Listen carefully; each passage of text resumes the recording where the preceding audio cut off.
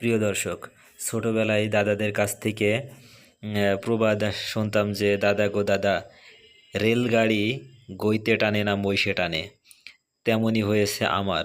কারণ আমি আজও পর্যন্ত জানতে পারলাম না যে যে ট্রেনের ইঞ্জিনে চাকা ঘোরে মোটরের সাহায্যে।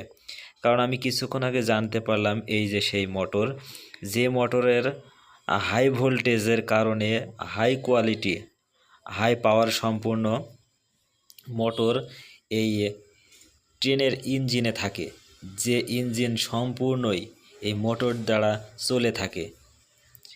কারণ কতটা হাই ভোল্টেজ, কতটা হাই পাওয়ার হলে এই সম্পূর্ণ ইঞ্জিনটি প্রায় 50টা থেকে 100টা বগি দ্রুত সম্পূর্ণ গতিতে টানতে পারে। দেখুন কত বড় ইঞ্জিনটি এই মোটরের মাধ্যমে এই ইঞ্জিনটি চলে। কত বড় হাই ভোল্টেজ আর হাই পাওয়ার হলে এটি চলতে পারে। আমি আশ্চর্য হলাম যে এই ইঞ্জিনে মাত্র ছয়টি সাইডে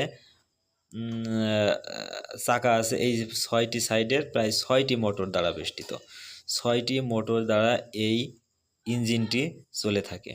দেখুন এই যে ইঞ্জিনে এই যে সম্পূর্ণ এই যে তারের মাধ্যমে এই মোটরগুলো চলে থাকে এবং এর সম্পূর্ণ কারেন্ট সাপ্লাই করে উপরে থাকা জেনারেটর। এই জেনারেটরে কিন্তু সম্পূর্ণ তেল দ্বারা চলে থাকে। এই যে সম্পূর্ণ এই যে তেলের ড্রাম আছে, এই যে হাওয়ার ড্রাম আছে, এই হাওয়ার ড্রাম দ্বারাই ইঞ্জিনটি সম্পূর্ণ ব্রেক করতে পারে। অবশ্য অনেক কাজ রয়েছে হাওয়া দ্বারা কাজ হয়ে থাকে। এবং এই যে মোটর, এই যে চাকার সাথে এক একটি মোটর রয়েছে, এক একটি চাকার সাথে এক একটি মোটর রয়েছে।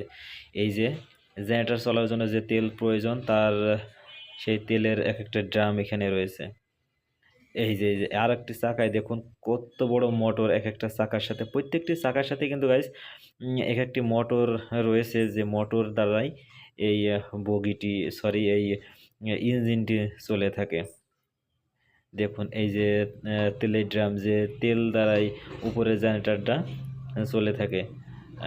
এই যে প্রায় কত লিটার এই ড্রামে তেল থাকে তা দেখুন গাইস, এবং কত শক্তিশালী, এই জেনারেটরটা কত শক্তি উৎপাদন করে থাকে দেখুন তো গাইস। 1250 লিটার, খুব সম্ভবত 1250 লিটার তেল ধারণ ক্ষমতা রয়েছে এই ড্রামে।